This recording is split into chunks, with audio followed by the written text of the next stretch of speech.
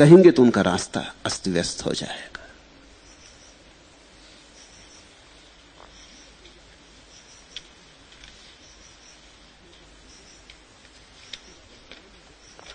तीसरा प्रश्न, क्या भगवान बुद्ध का सार संदेश यही नहीं है कि व्यक्ति संसार के माया मोह को आमूल छोड़ दे?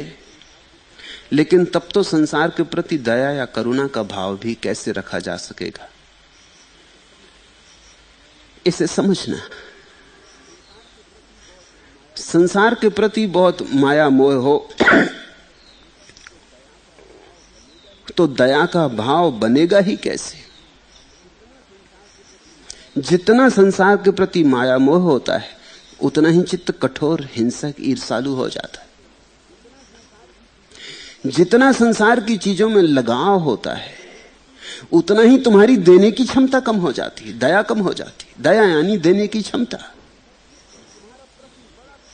तो तुम्हारा प्रश्न बड़ा तर्कयुक्त मालूम होता है, ऊपर ऊपर, भीतर बिल्कुल पोंछा है।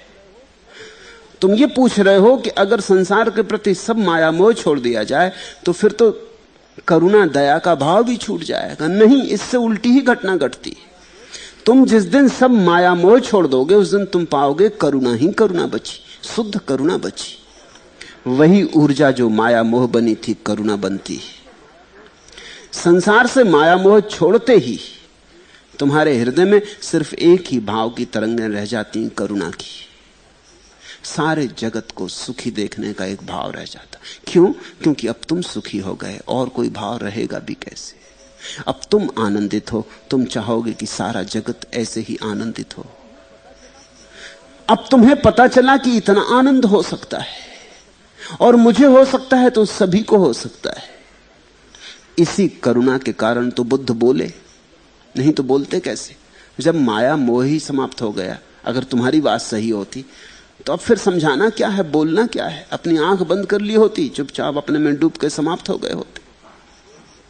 नहीं हो सके समाप्त, कोई कभी नहीं हो सका अपने में समाप्त। जब दुख में थे तो चाहे जंगल भाग गए, लेकिन जब सुख मिला तो वापस बस्ती लौट आए।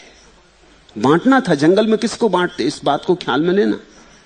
महावीर भाग गए जंगल जब दुखी थे, बुद्ध भी भाग गए जंगल जब दुखी थे। जब दुखी थे तो भाग जाना एक अर्थ में उचित ही था, क्योंकि यहां रहते तो लोगों को दुखी देते, और क्या होता है? दुख हो तो दुखी हम देते। भाग गए, हट गए यहां से। बीमार आदमी जंगल चला जाए ताकि कम से कम औरों को तो बीमारी ना फैलाए। संक्रामक रोग है तुम्हारा, अच्छा है जंगल चले जाओ। जब रोग कट जाए, स्वास्थ्य पैदा हो, तब लौट आना।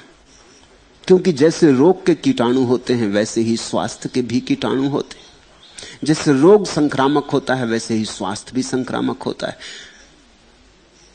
तो परम ज्ञानी पुरुष पहले तो भागे जंगल की तरफ, और जब पा लिया, जब हीरा हाथ लगा, तब लौट आए। तब लौटना ही पड़ा। अब ये हीरा बांटना भी तो पड़ेगा। इस हीरे के मिलते ही एक बड़ा उत्तरदायित्व भी साथ में मिलता है। कब इसे दो, ये सबको मिल सकता है। उनको खबर करो, जगाओ, सोयों को चिल्लाओ, मुंडेरों पर चढ़ जाओ, आवाज दो, पुकारो, कोई सोया ना रह जाए, ऐसी चेष्टा करो। 4 दिन तुम्हारे जिंदगी के बचे हों, इनको पुकारने में लगा दो। बुद्ध 42 साल जिंदा रहे ज्ञान के बाद। 42 साल अथक पुकारते रहे, सुबह सांझ, गांव गांव चिल्लाते फिरे।